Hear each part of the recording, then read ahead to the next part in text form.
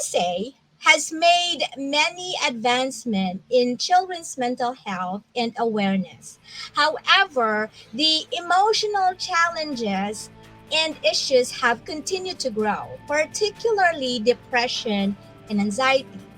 According to the CDC report, depression and anxiety have increased over time. Undiagnosed with anxiety or depression among children aged 6 to 17 years increased from 5.4% in 2003 to 8% in 2007 and 8.4% in 2011 to 2012. There is an increase in diagnosed anxiety from 5.5% in 2007 to 6.4% in 2011 to 2012. And data showed in 2016 to 2019, anxiety has 9.4%, approximately 5.8 million children ages 3 to 17.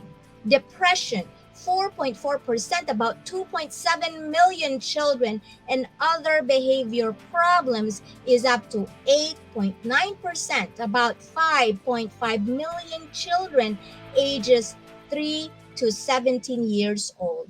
The link of this data is on the description of this video. I am going to share with you a presentation of an anxious child by Tamar Chansky are the following. We have verbal anxious, undercover anxious, the somaticizer anxious, the angry anxious, and the avoider anxious. The verbal anxious child expresses freely about their feelings of fear or anxiousness, but the more they talk about it, the fear and the anxiety level up. The undercover anxious child is a child who can manage anxiety on public places but suddenly has meltdown at home.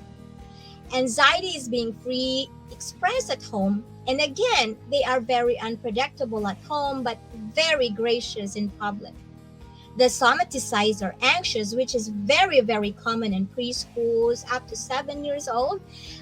These are children or an anxious child who doesn't know how to tell he is worried. He does not have any idea what he is feeling. However, he expresses anxiety saying, "My tummy hurts, I have a headache, and I don't like to go to school." The angry, anxious child is the one who needs more help because he insists that he did not need help. For him, anxiety is helpless feeling and is not acceptable. He is always sensitive, and most of the time, you feel like you are walking on eggshells. The avoider anxious is an anxious child who always avoids setting or avoids social interactions when confronted with unfamiliar activities or setting. He prefers to stay at home or be left alone. Most of the time, he procrastinates. Thus, the avoider anxious child is being misinterpreted as a lazy child. But know that anxiety cannot make you lazy. There are people that are basically lazy in nature. With this type of anxiety, it looks like a person is lazy because of the fear of trying. The fear of trying to commit mistakes and the fear of trying being shamed for it. So that is the avoider child.